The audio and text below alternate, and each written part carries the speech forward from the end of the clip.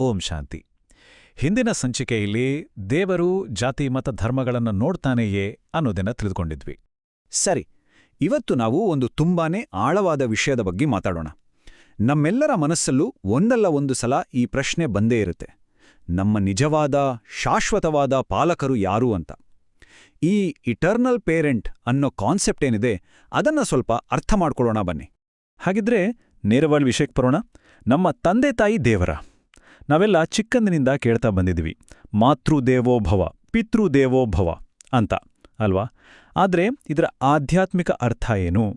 ನಿಜವಾಗ್ಲೂ ಇದರ ಹಿಂದಿನ ಸತ್ಯ ಏನು? ಬನ್ನಿ ಇದನ್ನ ಸ್ವಲ್ಪ ಆಳವಾಗಿ ನೋಡೋಣ.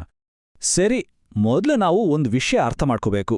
ನಾವು ಯಾಕೆ ಕೆಲವ್ರನ್ನ ನೋಡಿದಾಗ ಅಬ್ಬಾ ಇವರು ದೇವ್ರ ಥರ ಅಂತ ಅನ್ಕೊಳ್ತೀವಿ? ಉತ್ತರ ತುಂಬಾನೇ ಸಿಂಪಲ್. ಅದು ಅವರಲ್ಲಿರೋ ಒಳ್ಳೆಯ ಗುಣಗಳಿಂದ. ಯಾರಾದ್ರೂ ಸರಿ ತುಂಬಾನೇ ಪ್ರೀತಿ, ಕರುಣೆ, ಜ್ಞಾನ ತೋರಿಸಿದ್ರೆ ನಮಗೆ ಸಹಜವಾಗಿ ಅವರಲ್ಲಿ ದೈವತ್ವ ಕಾಣುತ್ತೆ.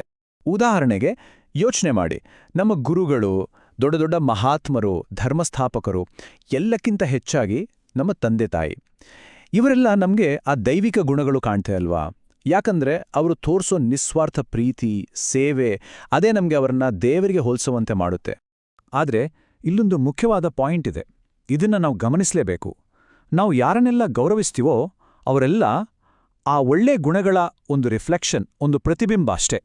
ಅವರು ಅದರ ಸೋರ್ಸ್ ಅಂದ್ರೆ ಮೂಲ ಅಲ್ಲ. ನಿಜ ಹೇಳ್ಬೇಕಂದ್ರೆ ಅವ್ರನ್ನ ನೋಡಿದಾಗ ನಮಗೆ ಆ ಗುಣಗಳನ್ನೆಲ್ಲ ಕೊಟ್ಟ ಆ ಒಬ್ಬ ಪರಮಶಕ್ತಿ, ಆ ಜ್ಯೋತಿಸ್ವರೂಪ ಪರಮಾತ್ಮ ನೆನಪಾಗ್ಬೇಕು. ಅಷ್ಟೇ ಅಲ್ಲ, ನೀವೇ ನೋಡಿ, ಈ ಮಹಾನ್ ವ್ಯಕ್ತಿಗಳು ಯಾವತ್ತಾದ್ರೂ ನಾನೇ ದೇವರು ಅಂತ ಹೇಳಿದಾರಾ? ಇಲ್ಲ.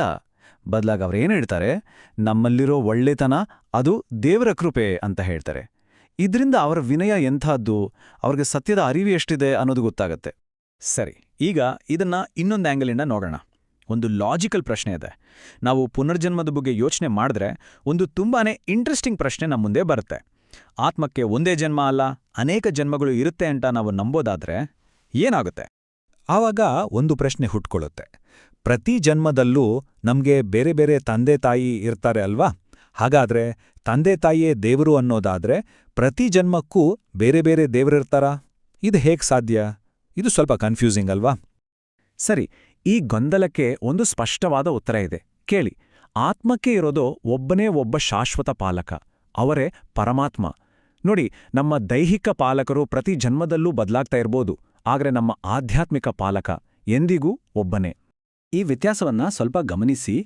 ನಮ್ಮ ದೈಹಿಕ ತಂದೆ ತಾಯಿ ಅನೇಕ ಜನ್ಮಗಳಲ್ಲಿ ಅನೇಕರು, ಆದರೆ ಪರಮಾತ್ಮ ಸದಾಕಾಲಕ್ಕೂ ಒಬ್ಬನೇ. ದೈಹಿಕ ಪಾಲಕರಿಗೆ ದೇಹ ಇದೆ, ಆದರೆ ಪರಮಾತ್ಮ ಅಶರೀರಿ, ಅಂದ್ರೆ ಒಂದು ಬೆಳಕಿನ ಬಿಂದು. ಅವರು ಮರಣಕ್ಕೊಳಗಾಗ್ತಾರೆ, ಆದರೆ ಪರಮಾತ್ಮ ಶಾಶ್ವತ, ಮರಣರಹಿತ. ಅದಕ್ಕೆ ನಾವು ಪರಮಾತ್ಮನನ್ನ ಸಿಂಪಲ್ ಆಗಿ ಹೇಗೆ ಡಿಫೈನ್ ಮಾಡ್ಬೋದು ಅಂದ್ರೆ, ಎಲ್ಲಾ ಜನ್ಮಗಳಲ್ಲೂ ಆತ್ಮಕ್ಕಿರೋ ಒಂದೇ ಒಂದು ಕಾನ್ಸ್ಟೆಂಟ್, ಯಾವತ್ತೂ ಬದಲಾಗದ ಆಧಾರ, ಆ ಶಾಶ್ವತ ತಂದೆಯೇ ಪರಮಾತ್ಮ. ಪರಮಾತ್ಮ ಯಾಕೆ ನಮ್ಮ ಶಾಶ್ವತ ಪಾಲಕ ಅಂತ ಹೇಳೋದಕ್ಕೆ ಕಾರಣನೇ ಈ ವಿಶೇಷ ಗುಣಗಳು. ನೋಡಿ, ಆತ ಅಜನ್ಮ, ಅಂದ್ರೆ ಹುಟ್ಟೇ ಇಲ್ಲದವನು. ಅಯೋನಿಜ, ಅಂದ್ರೆ ತಾಯಿಯ ಗರ್ಭದಿಂದ ಜನ್ಮ ತಾಳದವನು. ಅಶರೀರಿ, ಅಂದ್ರೆ ಶರೀರ ಇಲ್ಲದವನು. ಅಭೋಕ್ತ, ಅಂದ್ರೆ ಕರ್ಮದ ಫಲವನ್ನು ಅನುಭವಿಸದವನು. ಕೊನೆಯದಾಗಿ ಮರಣರಹಿತ, ಅಂದ್ರೆ ಸಾವೇ ಇಲ್ಲದವನು. ಈ ಥರದ ಗುಣಗಳು ಬೇರೆ ಯಾವುದೇ ಮನುಷ್ಯಾತ್ಮಕ್ಕೆ ಇರೋಕ್ಕೆ ಸಾಧ್ಯನೇ ಇಲ್ವಲ್ವಾ? ಹಾಗಾದ್ರೆ ಇಷ್ಟೆಲ್ಲ ಮಾತಾಡಿದ್ವಲ್ಲ, ಇದರ ಸಾರಾಂಶ ಏನು? ನಾವಿಲ್ಲಿಂದ ಏನ್ ತಿಳ್ಕೊಂಡು ಹೋಗ್ಬೇಕು? ಇಲ್ಲಿ ನಾವು ಅರ್ಥ ಮಾಡ್ಕೋಬೇಕಾದ ಮುಖ್ಯವಾದ ವಿಷಯ ಇಷ್ಟೇ. ನಾವು ನಮ್ಮ ತಂದೆ ತಾಯಿ, ಗುರುಗಳು, ಇವರೆಲ್ಲರಲ್ಲಿ ದೈವಿಕ ಗುಣಗಳನ್ನ ನೋಡಿ ಗೌರವಿಸ್ತೀವಿ. ಅದು ಸರಿ, ಖಂಡಿತ ಗೌರವಿಸ್ಬೇಕು.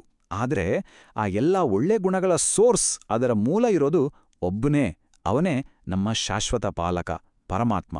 ಸೊ ನಾವು ಪ್ರತಿಬಿಂಬಕ್ಕೆ ಗೌರವ ಕೊಡ್ತಾ ಅದರ ಮೂಲ ಯಾರು ಅನ್ನೋದನ್ನ ಯಾವತ್ತೂ ಮರಿಬಾರ್ದು. ಮುಂದಿನ ಸಂಚಿಕೆಯಲ್ಲಿ ದೇವರಿಗೆ ನಾವು ಏನನ್ನು ಅರ್ಪಣೆ ಮಾಡಬೇಕು ಅನ್ನೋದನ್ನ ತಿಳ್ಕೊಳ್ಳೋಣ. ಓಂ ಶಾಂತಿ.